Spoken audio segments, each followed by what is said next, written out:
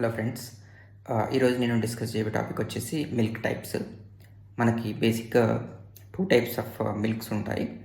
ఒకటొచ్చేసి ఏ1 type, రెండోది వచ్చేసి ఏ2 type. ఏ1 milk వచ్చేసి మనకి యూరోప్ కంట్రీస్ నుంచి ఇంపోర్ట్ చేసుకున్నటువంటి బ్రీడ్ అనమాట. అండ్ ఏ2 వచ్చేసి మనకి ఇండియన్ బ్రీడ్. సో ఏ1 టైప్ మిల్క్ కన్జ్యూమ్ చేయడం వల్ల మనకి లాంగ్ టర్మ్‌లో lifestyle diseases like inflammation కానీ, టైప్ 1 డయాబెటీస్ కానీ, గట్ హెల్త్ ఇష్యూస్ కానీ రావడానికి ఛాన్స్ ఉందనమాట. సో అందుకనే మనము ఏ2 మిల్క్ ప్రిఫర్ చేయడం చాలా బెటర్. ఏ2 మిల్క్ కన్జ్యూమ్ చేస్తే మనకి ఇలాంటి ప్రాబ్లమ్స్ ఏమీ లేవు.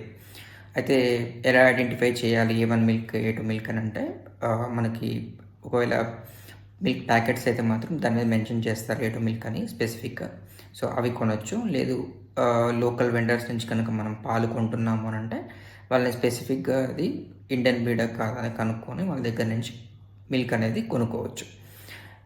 సో అయితే ఏ2లో కూడా కౌ మిల్క్ ప్రిఫర్ చేస్తే చాలా మంచిది. ఎందుకు అనంటే మనకి ఆవుకి మెడ దగ్గర మనకి హంప్ ఉంటుందనమాట.